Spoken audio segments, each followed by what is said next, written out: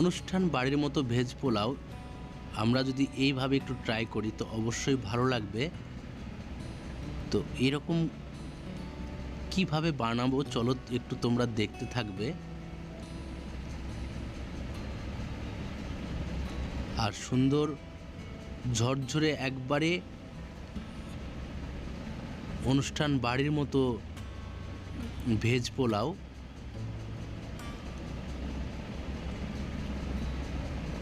খুব সুন্দর, খুব টেস্ট। আজকে তোমাদের সাথে আমি পনির মশলার সাথে ভেজ পোলাও সার্ভ করলাম। তো পনির মশলার রেসিপিটা তোমাদেরকে অন্য এক রেসিপিতে দেখাবো। তো চলো আজকে আমি ভেজ পোলাওর সাথে পনির মশলা সার্ভ করলাম। তো নমস্কার বন্ধুরা, আমি পবিত্র তোমাদের সামনে আবারও চলে এসেছি এক রেসিপি নিয়ে। তো দেখো, তো রেসিপিটা শুরুর আগে তোমাদেরকে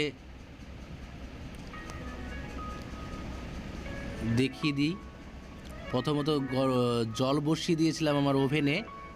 জল বসানোর পরে গোটা গরম মশলা আমি এখানে দিয়ে দিলাম। তারপরে স্বাদ মতো চাল থেকে জল দুটোরই স্বাদ মতো কিন্তু এখানে আমি লবণ দিয়ে দিলাম।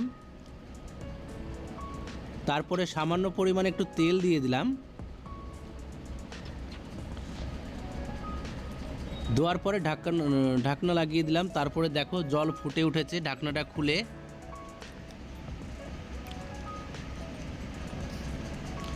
আর এই দেখো যে রাইসটা ভিজিয়ে রেখেছিলাম, এই রাইসটা কিন্তু আমি ঘন্টা 2-3 ভিজিয়ে রেখেছিলাম। তো তোমরা অবশ্যই এইভাবে ভিজিয়ে রাখবে, তাতে কি হবে রাইসের দানাগুলো খুব সুন্দর সুন্দর ঝরঝরে হবে এবং তাড়াতাড়ি খুব হয়ে যাবে। তো দেখো রাইসটাকে ধুয়ে আমি আবার সেই গরম জলে দিয়ে দিলাম।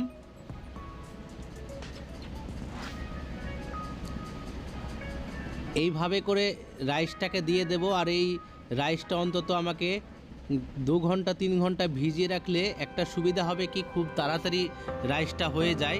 তো রাইসটা আমি দেখলাম, নেড়ে চেড়ে দেখলাম, এই দেখো রাইসটা আমার অলরেডি হয়ে গেছে, খুব তাড়াতাড়ি হয়ে যাবে।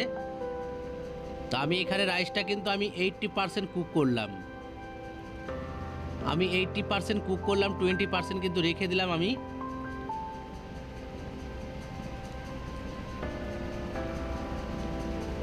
চলো 20% কীভাবে কুক করব তোমাদেরকে সেটাও দেখাবো। তো দেখতে থাকো। এইভাবে করে আমি রাইসটাকে ছেঁকে নিলাম। রাইসটা ছেঁকে নেওয়ার পরে দেখো আমি ওভেনে একটা প্যান বসিয়ে দিয়েছি, ননস্টিক প্যান। তো সেখানে আমি প্রথমত ঘি দিয়ে দিলাম।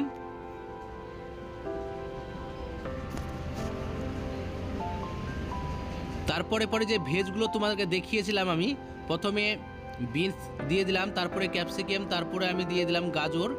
আর কাটিংগুলো তোমরা সুন্দরভাবে এইভাবে কেটে নেবে। তারপরে এইভাবে নাড়াচাড়া করে নিয়ে এটাকে আমি একটু ভেজে নেব।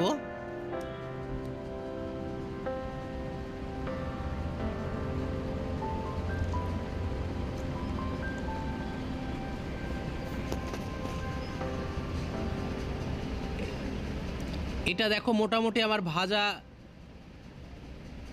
হয়ে গেছে।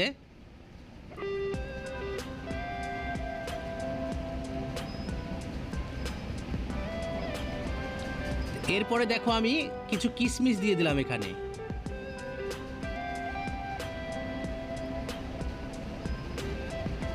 তারপরে দিয়ে দিলাম আমি কাজু, কিছু দিয়ে দিলাম, কিছু কাজুর টুকরা দিয়ে দিলাম ওখানে। তারপর যে পনিরটা কেটে রাখা ছিল সেই পনিরটাকে আমি এখানে দিয়ে দিলাম। তো তোমরা অবশ্যই এখানে মটরশুঁটি ব্যবহার করতে পারো, তা আমি ব্যবহার করলাম না। তোমরা অবশ্যই মটরশুঁটি এখানে ব্যবহার করতে পারো। এবং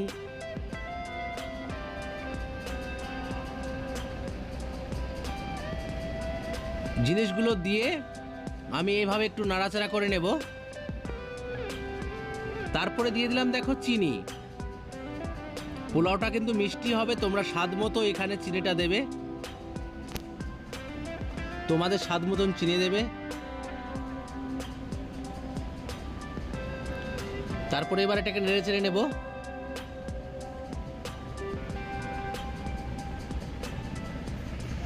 দেখো ভেজটাও সুন্দরভাবে ভাজা হয়ে গেছে। এবার দিয়ে দিলাম রাইস। ভেজটার উপরে যে রাইসগুলো আমার ছাকা ছিল সে রাইসগুলো এবার আমি দিয়ে দিলাম। দিয়ে এই দেখো সুন্দরভাবে আস্তে আস্তে এবার নাড়াচাড়া করতে হবে। আমি যে বলেছিলাম আমি ওখানে রাইস 80% কুক করেছিলাম আর 20% কুক এইখানে করব, এমনভাবে এইভাবে সুন্দরভাবে নাড়াচাড়া করে নিয়ে উপর নিচ করে নিতে হবে।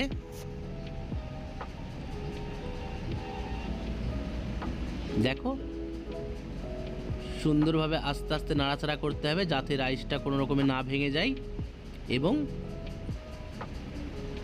ননস্টিক থেকে যাতে না পড়ে যায় সেভাবেও মাথায় রেখে আস্তে আস্তে নাড়তে হবে।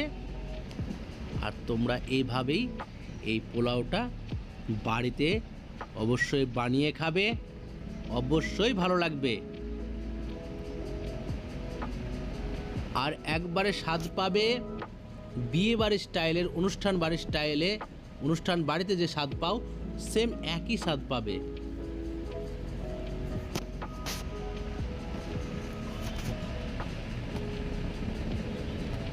এইভাবে নাড়াচাড়া করে নেওয়ার পরে